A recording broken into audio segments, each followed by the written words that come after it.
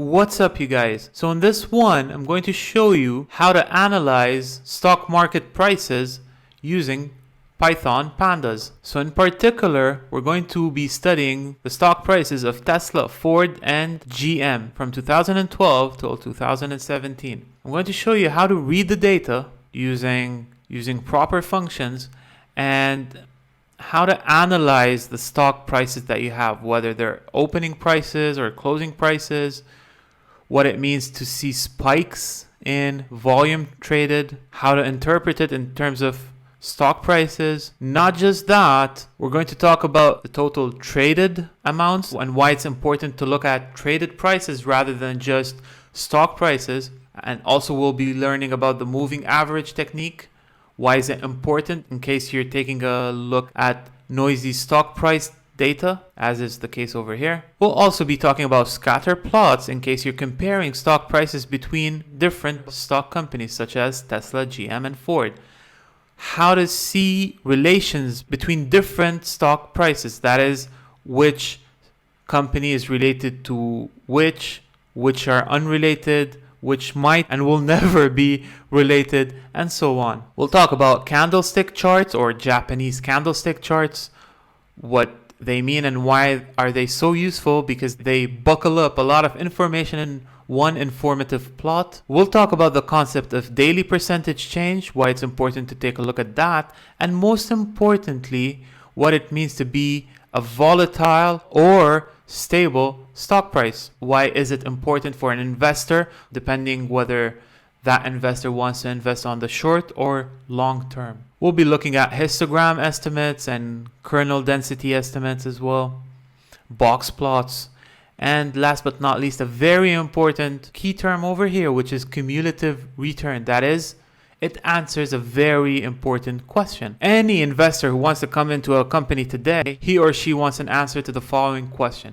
If I invest $1 today in company XYZ, what is the return after 1 year, 2 years, and amount of years? So without further ado, let's get started. In case you're not familiar with Pandas, down in the description section below, I'm going to link one of my previous videos to get you started with Pandas programming on Python. And it really covers a lot of topics on Pandas, such as how to install it, how to set up your environment on a browser such as Google Chrome, to get started on Jupyter Notebook, and really all the topics related to Pandas Python that are data frames, reading and writing to data frames, multidimensional indexing, extracting unique data, and all these good stuff that you need to have good knowledge of before doing some stock market analysis. Okay, so I think this lecture is very interesting and it really shows some good application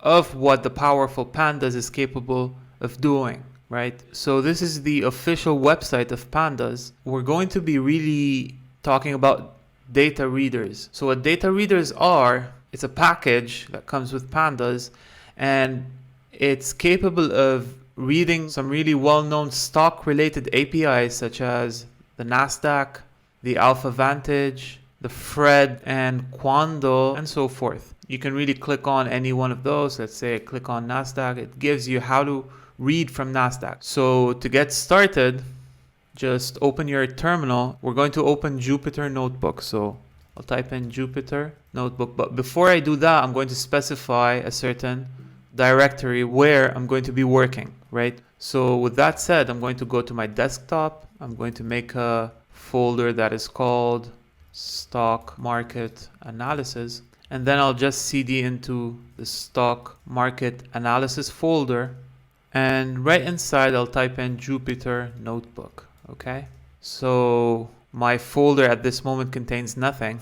I'll go ahead and create a new Python 3 file and just give it a name, call it Stock Analysis, okay? Now, just to get a bit of feel of what data reader could do, I'll go ahead first and import pandas data reader.data as web, okay?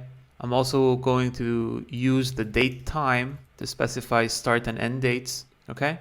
run to make sure everything is working, and everything is working, right? Now, I'll set a start date, let's say date time dot date time again, and I'll set, let's say 2020, the first day of January in 2020. And the end date, I'll just set it to today's date, that is the 17th of April, okay?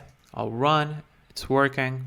And let's say I'm interested in Google's stock market. So Google web.data reader, and the stock name of Google is Google without the E, right? So that's the stock name. Let's say our source right here is Yahoo. We'll pass it the start and end date, run, and it's good. Let's type in Google, and I'm just interested in the head, let's say. So the first 5 rows, right? So as you can see over here, we've got some preliminary description of the Google stocks. We've got the high price, the low price, open, close, volume. So let's say you want to visualize on a plot what's going on, right? So all you can do is, let's say you're interested in the open price, so Google open, as such, those are the values, right? And right here, you'd want to plot. So the plot is not showing. All you need to do is plot.show, but we don't have the plot yet. We don't have this library, so we need to import matplotlib.pyplot. Let's give it an alias plt, okay? Run again and run here, and there you go. So those are the opening prices of the Google stocks between the 1st of January until the 17th of April 2020. Now you can be a bit fancy here and give it a label. Let's say if you're comparing it with other stock prices. So this is Google open price. Let's say you want to plot the closing price on the same plot. So close, and give it a label of close price. There you go. Now a legend here would do no harm, right? So let's give it a legend, plot.legend as such, and there you go. Say you'd also want to plot the, what else do we have over here? Let's say the high price, there you go, and the low price, and there you go. Okay, let's give this a title, as in Google stock prices. Let's give it an X label. On the x-axis, we've got dates, it's already there. So I'll label the y as stock price, okay? So this figure is really small, right? So we've got some space here that we'd like to fill. You can do that by simply just over here specify the figure size, right? Figure size, say it's 15 by 7. There you go. So as you can see over here, there's a trend going on over here between the 15th of March and the 15th of April. So if you'd want to invest, it was good to invest over here. Maybe you'd also want to plot the volume traded. So you can do that by simply Google volume dot plot. See how it looks like? Okay. And let's give it a label. Actually, we're not going to plot more than a volume, so no label.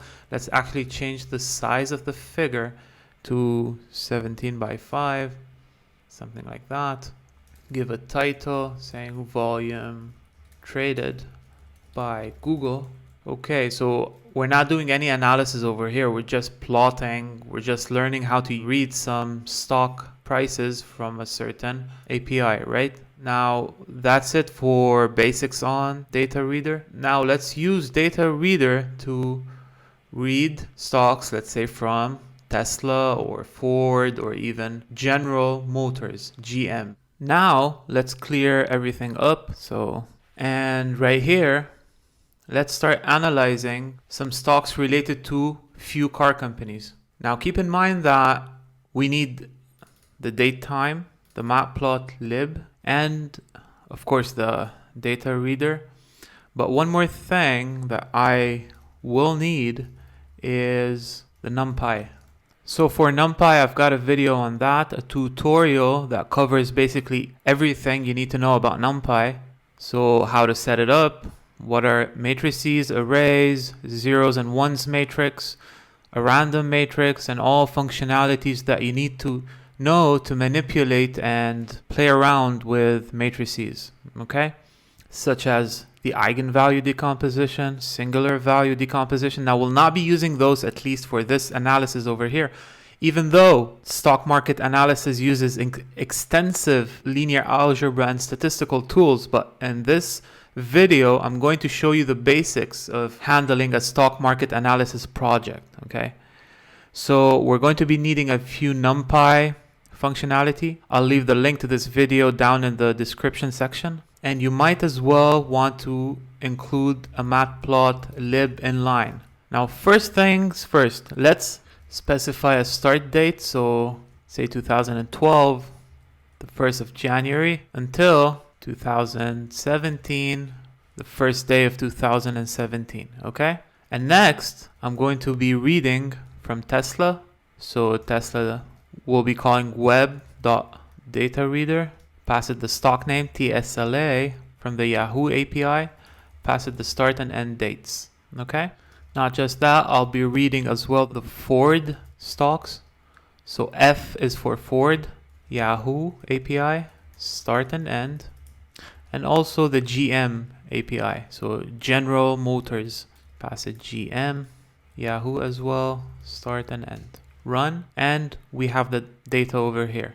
Now, in case you want to save the data somewhere in your folder, so as you can see right here, I've only got the Python notebook. So all you have to do is say Tesla, you can convert it to CSV. So to CSV as such. And you can go ahead and name it Tesla underscore stock.csv.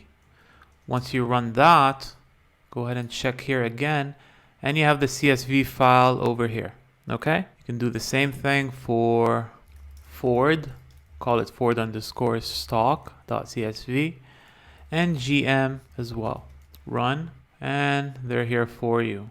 Once you click on it, it's not that neat because it's a CSV file, so we'll be using Jupyter to handle the data.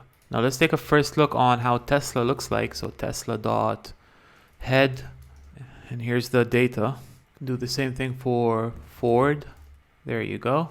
And GM. There you have it. So let's do a bit of plotting over here. So first thing, as we did with Google, go ahead and plot the open prices. So open plot. There you have Tesla. You can see this big explosion in 2013 over here, right? Elon Musk must be happy over here, right? You can also plot GM open prices on top.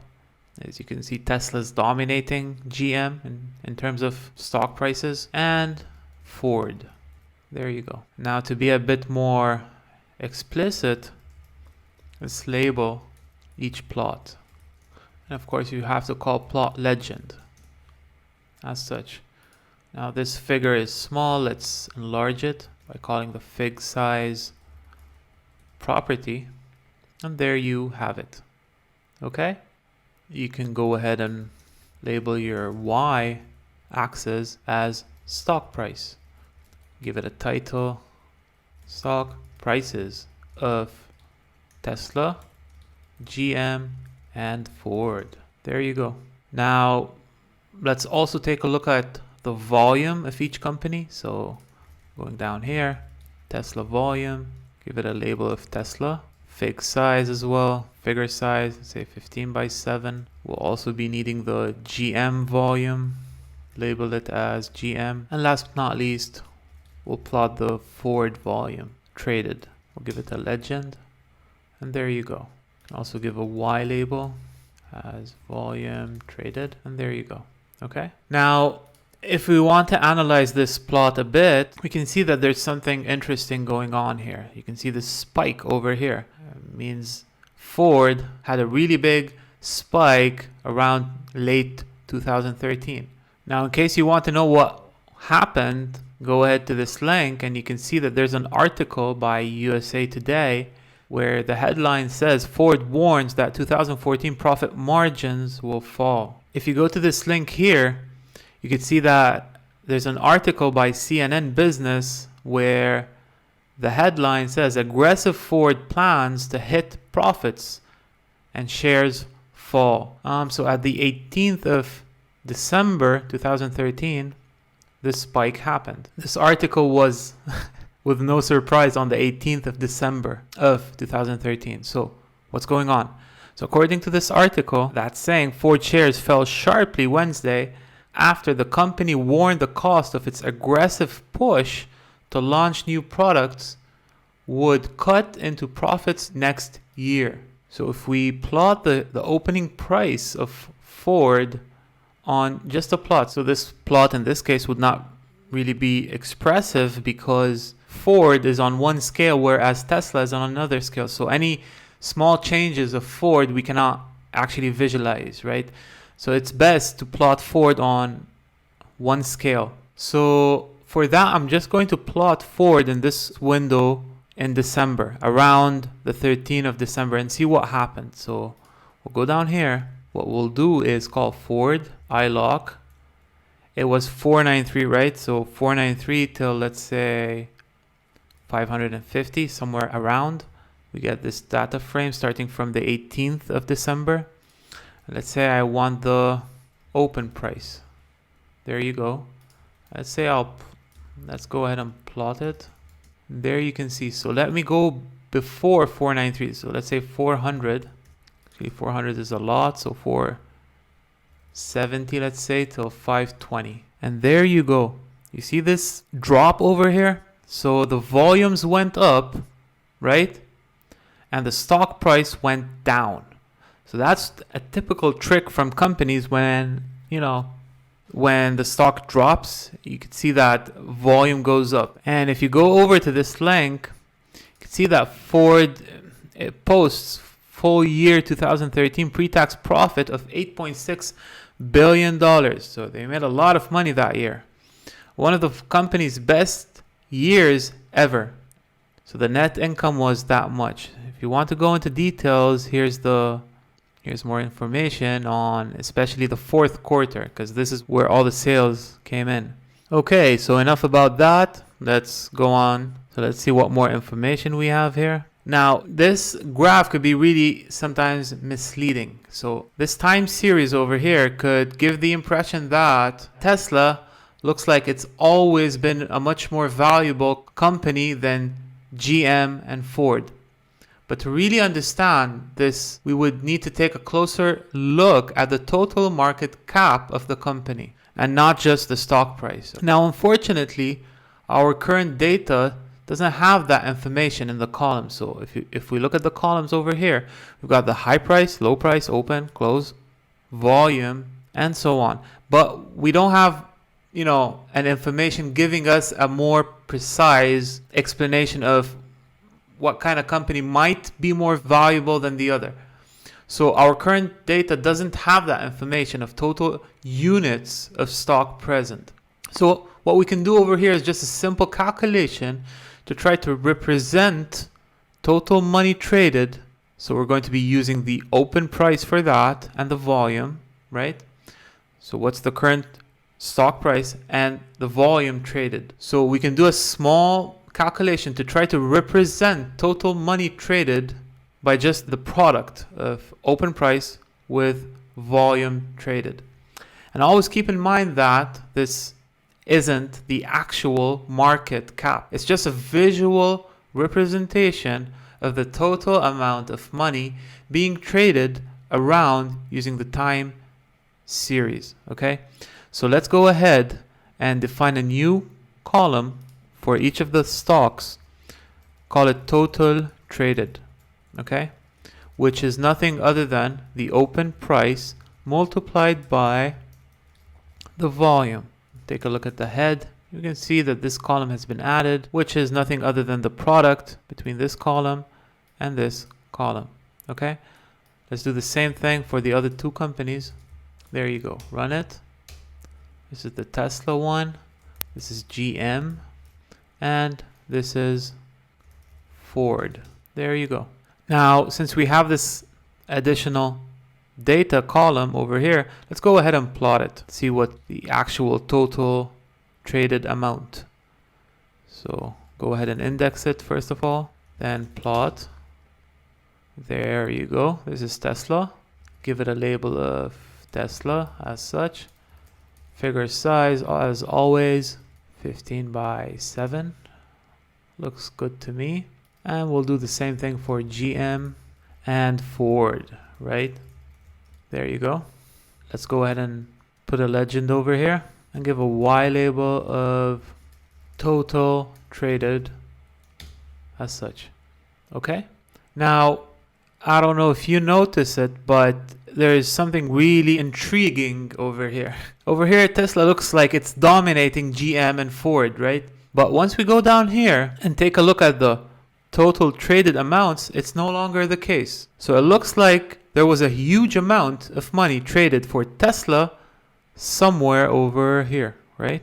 Now to get this position, all we have to do is, as we did over here, the argmax thing, taking the position of the maximum of the volume of Ford, we're going to do the same thing here to get this spike. How do we do that? All you have to do is go to Tesla, total traded, get the argmax, that is the position of the maximum, the spike, which is at position 538. And now let's go ahead and call the iLock on this quantity. And there you go. It happened on this date over here. So if you want to know what happened on this date, look, this is on the 26th.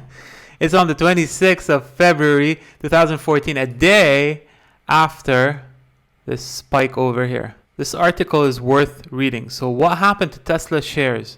So according to this article by CNN Business, where the heading says Tesla shares shift into high gear, you can see that Tesla is on a hot strike again. So shares of the electric car maker continued to march deeper into record territory Wednesday, building on the previous day's rally when shares surged 14%. So if you're interested why this spike happened, you can go ahead and read this article, right? Back to the analysis over here.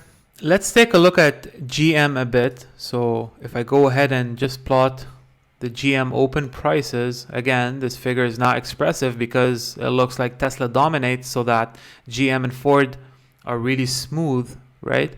So let's go down here and plot GM on its own. So GM open dot plot. There you go. Let's enlarge it a bit. So figure size is 15 by 7. So sometimes when reading stock prices, the data or the stock prices might look really noisy, right? In particular, if I go ahead and look at, say, the following entries from 440 till 450, from 440 till 500, you can see that there's a lot of noise going on, right? So data might not be reliable given a short observation window. So that's where moving averages come in. So moving average is a classical, I would say, smoothing method in time series. It's a way to make your data more reliable, more robust against noise. So what we're going to do here is let's create a new column in GM, call it moving average 50. So 50 as in the size of the window that we're going to smooth over is 50 samples, 50 dates, okay? And the way you can do this on Pandas is simply by taking what you want to move the average over, it's sometimes referred to as sliding window, so you're sliding a window of a certain size, in this case 50. So we're doing this on the opening stock price of GM, rolling size 50, and we'll take the mean, okay? Now it's created. Let's plot it right now. So MA50 dot plot. I'll give it a label of MA50. There you have it. As you can see, it's more smooth, right? It's as if the noise has been more or less compensated for. Let's see what happens if we increase the moving average size a bit more. So instead of 50, let's put in, I don't know, say a value of 200. Pass it over here and plot it as well. And there you go. It's the green curve over here. Now we don't have a legend. Let me fix that. Sorry about that. I'll put a label over here saying no moving average. I'll place a legend over here. So there you go. Now it's worth noting something. When your moving average window size is too high, you might miss out some trends. So as you can see over here, we have a spike going up here. The moving average, when it's too large, it's not capable of capturing this effect. When it's too small, again, we're back to the noisy observation problem. So there is a compromise, and there's also other methods worth noting that I'm not going to dive deep in this course, but it's worth keeping in mind. You've got auto regression.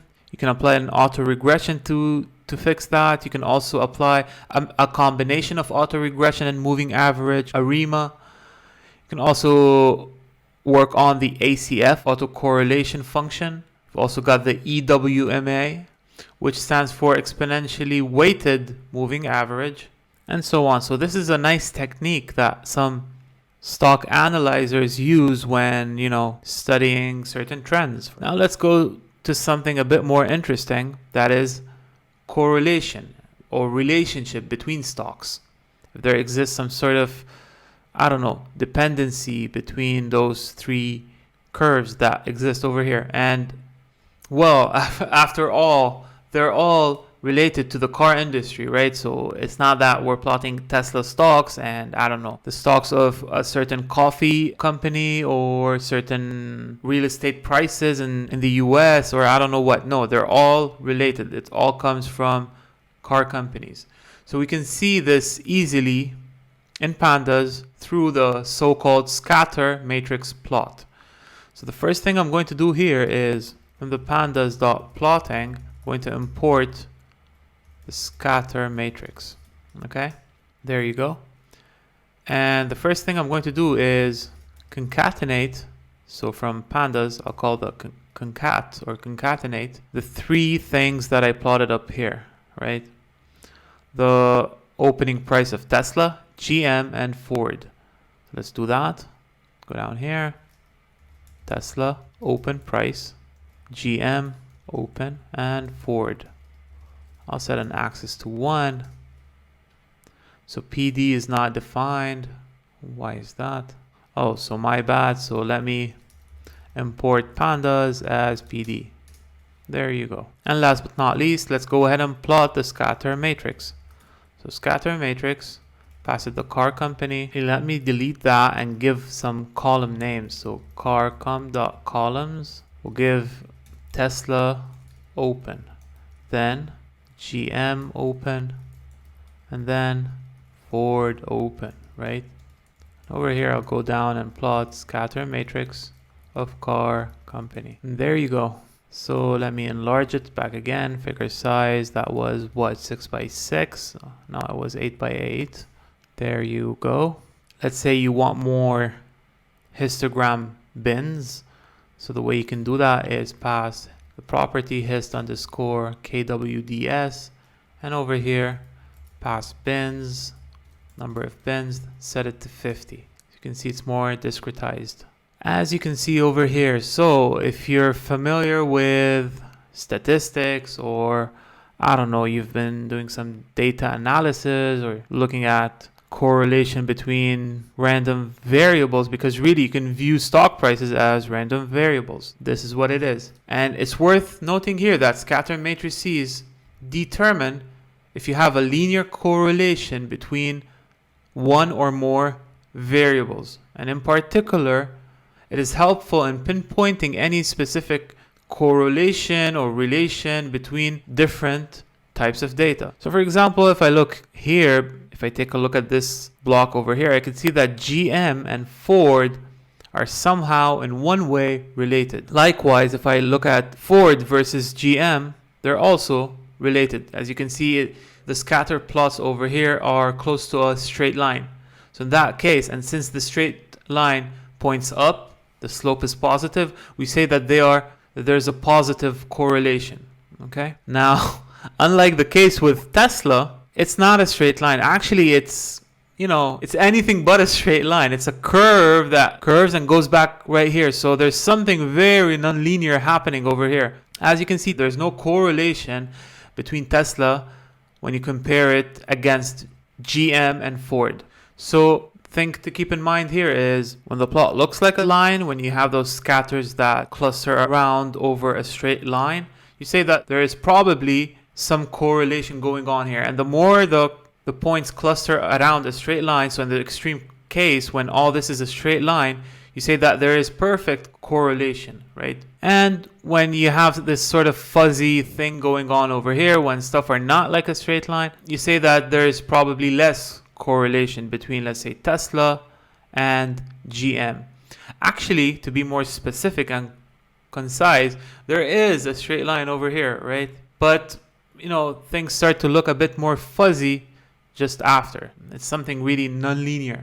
Because, you know, Tesla is not your typical car. It's not a car that works on petroleum. It's an electric car. So there should exist some sort of correlation, but it's not linear. I just get really excited when working with statistics and these kind of stuff because my PhD involved a lot of statistical analysis, signal processing. All these statistical stuff also apply to the field of signal processing. So there's a lot of common stuff when working with signal processing, whether it's applied to audio or wireless signals. And when you come and apply it, let's say, over stock financial data, okay? So that's why I get a bit excited when talking about statistical concepts. Okay, good. Now let's analyze something else using a different type of chart. Let's plot candlestick charts. They're also referred to as Japanese candlestick charts. So it's a style of financial chart used to describe price movements of a certain currency or stock price or whatsoever metric. As you can see over here, this is the Wikipedia page describing what a candlestick chart is. And as you can see over here, a dynamic candlestick chart showing on a per hour basis the depth on a currency exchange. So it's a type of way to show you the opening price, the close price, the high and low prices all in one chart. So instead of having to plot 4 curves in a one plot, you just plot a candlestick. So per date, you're going to observe something like this. Go down here. You can see that in this particular date, you can read the low, high, open, and close prices of a certain currency or stock price. Okay, so let's do this here. And a very easy way to do it is using the MPL Finance library. So we're going to import from MPL Finance the candlestick underscore OHLC. Now you might get this warning since I didn't upgrade. That's okay. Run it again to get rid of it. Now we're also going to need from matplotlib, we're going to need date formatter, weekday locator, day locator, and typically we're going to need Mondays. So let's focus on Ford. So it's called Ford reset. Say I'm interested in the following dates. So from 2012, January.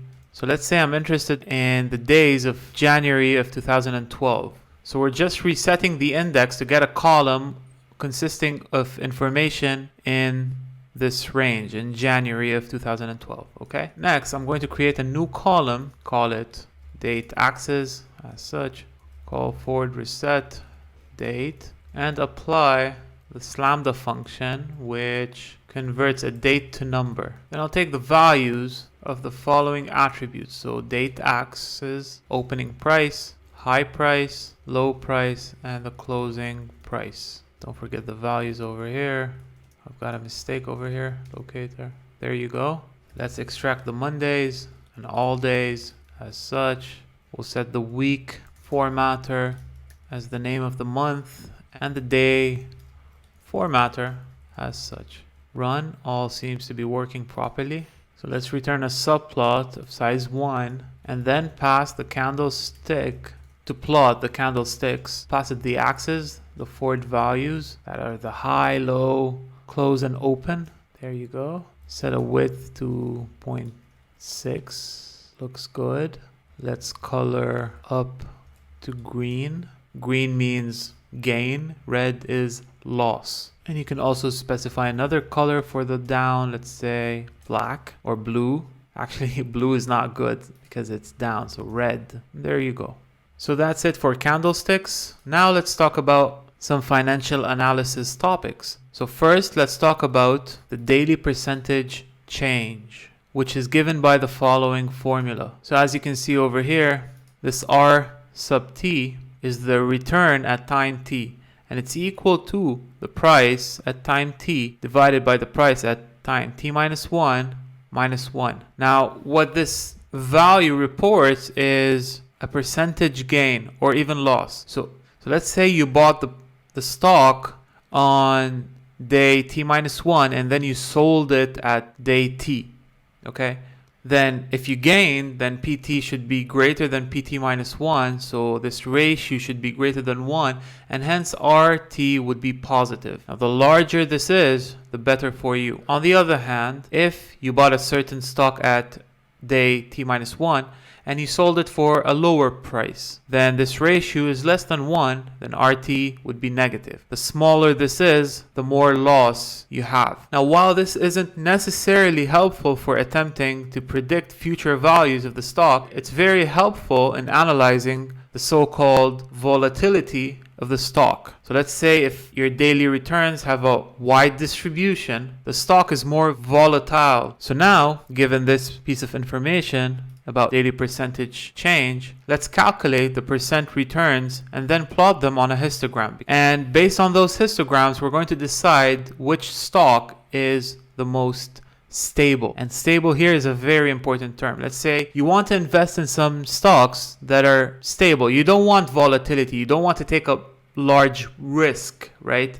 So this study could be helpful for these kind of situations. You want to invest in something that, you want stability. Your goal is stability on let's say on the long run. So the way we can do this is, let's say for Tesla, we define a column, let's say call it returns. That is this ratio over here. So it's a ratio of closing price on a certain day divided by closing price on the day just before. So shift 1 to the back and minus 1. So this guy over here is the P sub T, and this guy over here is the P sub T minus 1, right? Run, and then let's take a look at the head. There you go. Of course, the first entry is not a number because there's nothing before, right? So you cannot divide it by something that doesn't exist, so that's why you get an NaN. Let's do the same thing for Ford and GM. Let's take a look at the head of Ford. There you go. And the head of GM, right? Now, let's plot the returns on a histogram. So we'll start with Ford. So the returns dot hist as such. If you want more bins, let's say 50, there you go. As you can see, it looks like it's normal. Now, the fatter this guy is, the more volatile, okay? The width of this bell shape is related to the standard deviation of the distribution, right? So the higher it is, the more variance we have, right? We know that the variance of a certain distribution is directly related to the standard deviation. It's actually the square value of the standard deviation. So the higher the standard deviation is, the higher the variance is. So the more volatility we have in terms of stock analysis. Okay, let's do the same thing for GM, right? There you go. And for Tesla. And there you go. So let's plot all three on the same plot because looking at each one separately is not really nice. So the way you can do this is call hist, pass it bins, give it a label, call it Tesla, right? There you go. This is for Tesla. And just on top, plot that of GM. Give it a label of GM and Ford, right? And one histogram is covering on the other, so let's set a certain transparency over here. So let's set it to 0.5 for each and every one of the histograms so that we can see through. And let's enlarge the figure. So fixed size, let's set it to something like 13 by 6. There you go. So now looking at this figure, you should directly see that Tesla is actually, or the curve corresponding to Tesla is actually wider than that of GM and Ford, right?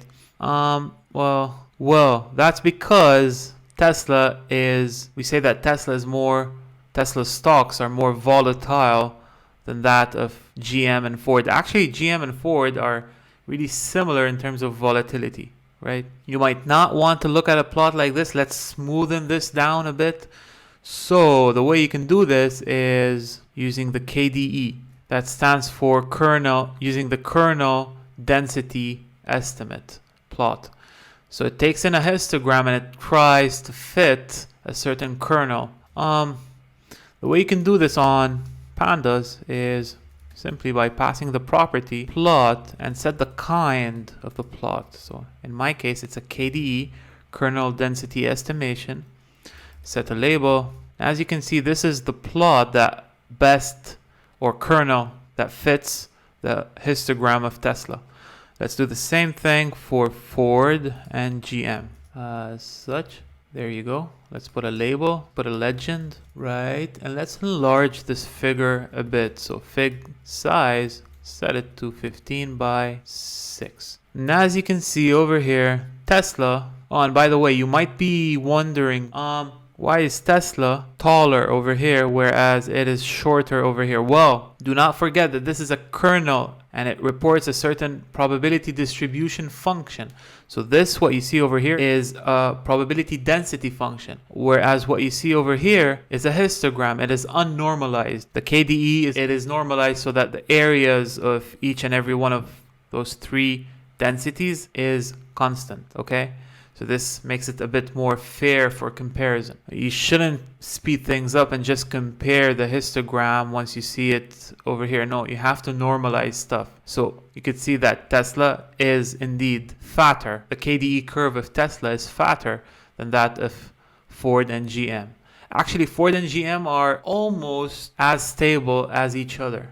Okay, you can see the width of the bell shape of the densities of both are the same. It would be nice over here as well to visualize some box plots. Box plots are really informative when, let me show you what I mean. So let's concatenate Tesla returns along with those of GM, along with those of Ford, right? So the kind of the plot is a box plot. Let me run this. And it's not really informative over here. Well, the way you can label each box plot is by passing in the columns property. So you name here the columns. Each column is the first one is for Tesla. The second one is for GM, right? And the last one is for Ford.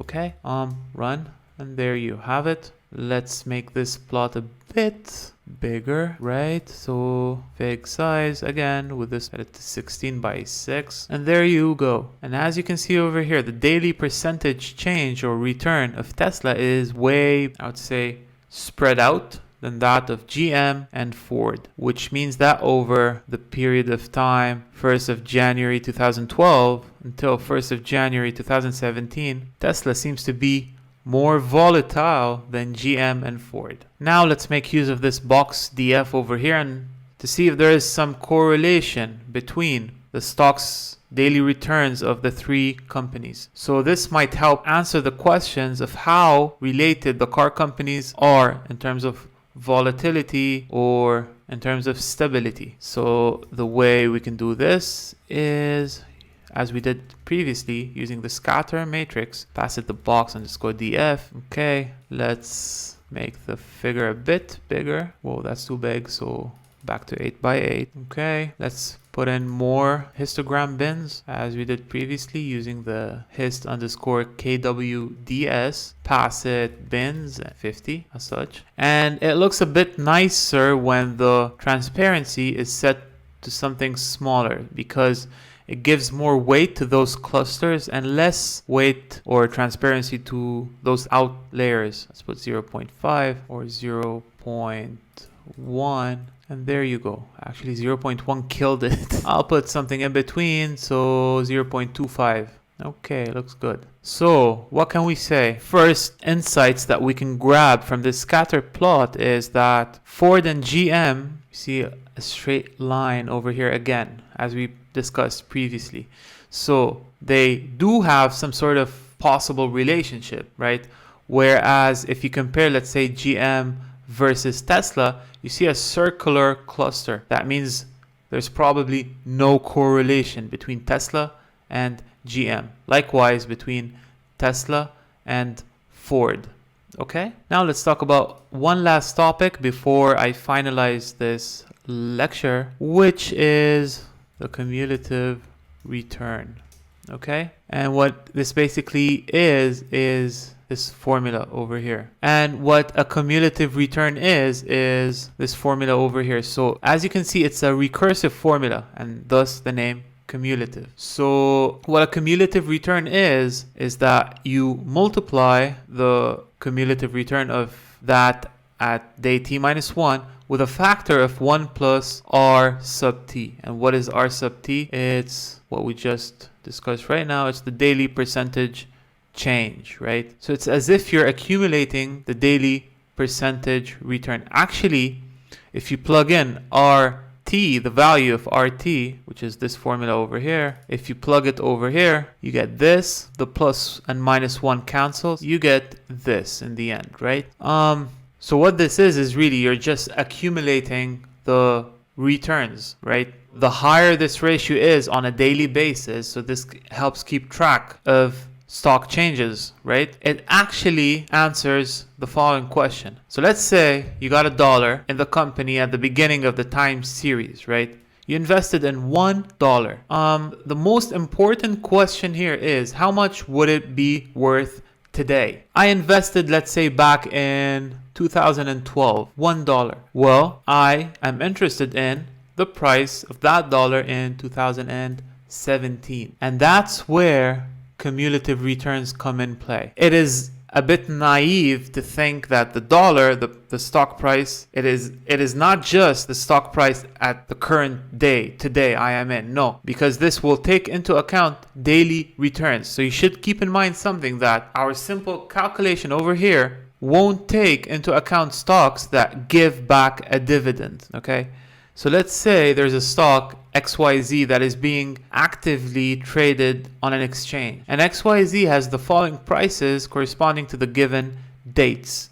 So on the 1st of January of 2020, the price is 10. After a month is 15, 20, and 25. The daily return over here, if we do a bit of math, what we get is the following, right? So dividing this, forgetting about this. So on the 1st of February, the daily return is just 15 over 10, right?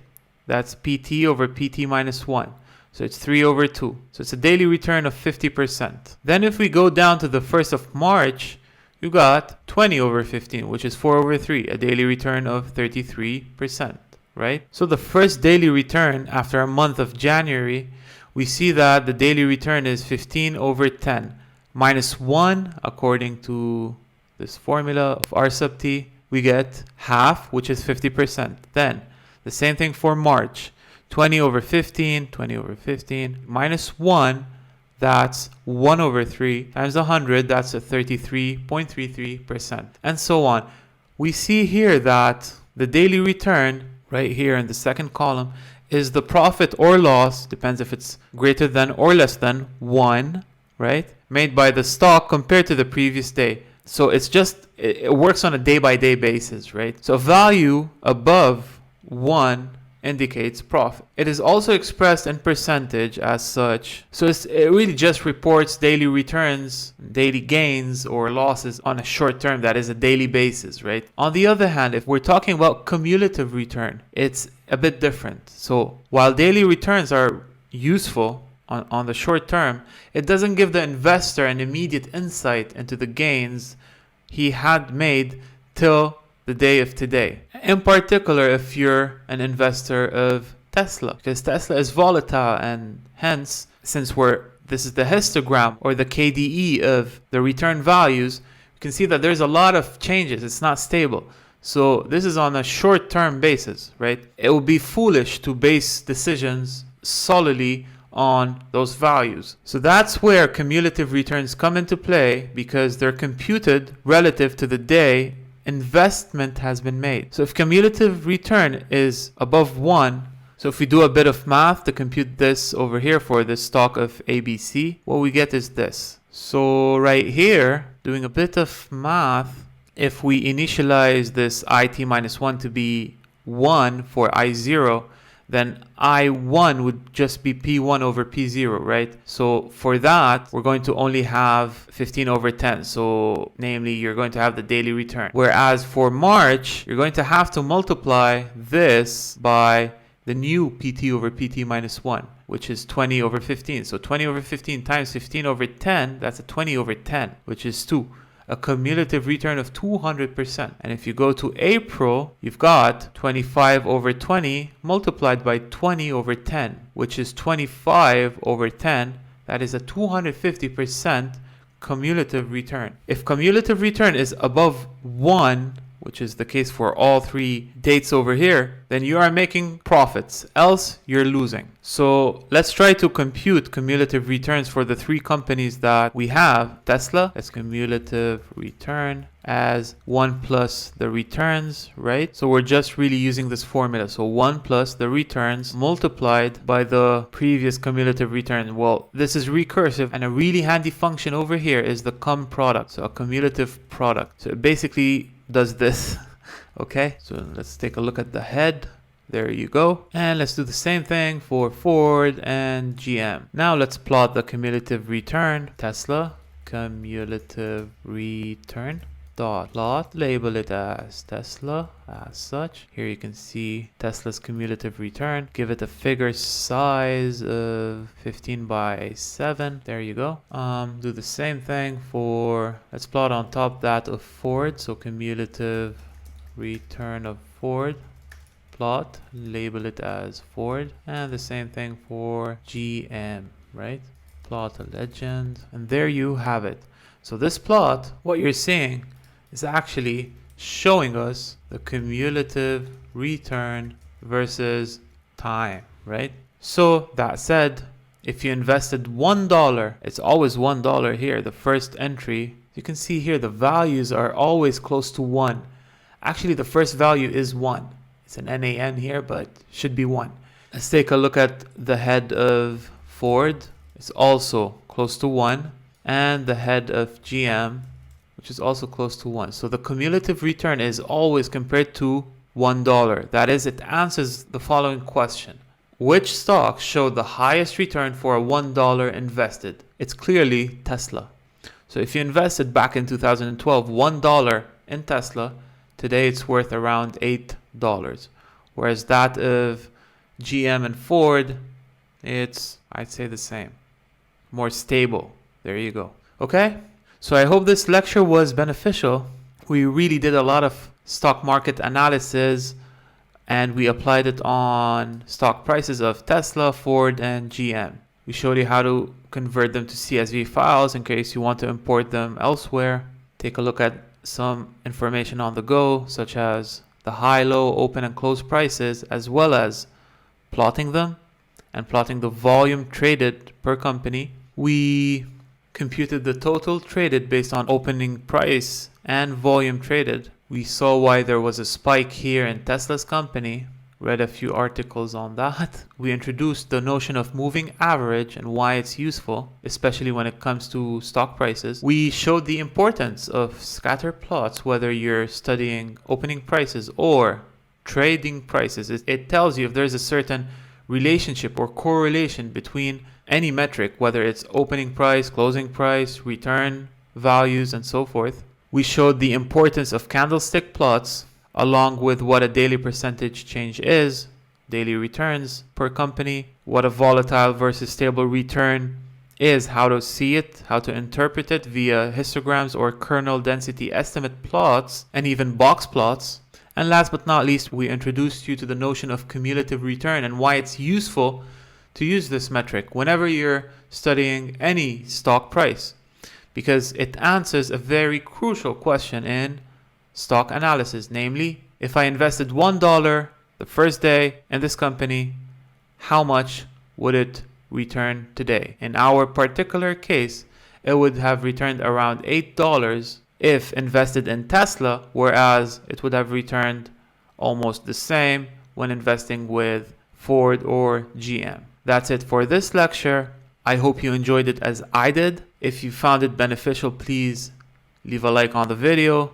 Also consider subscribing to the channel. If you have any questions whatsoever, kindly just leave a comment down in the comment section below, and I'll make sure I'll get to it as soon as possible. Thank you so much, and I'll see you in future lectures.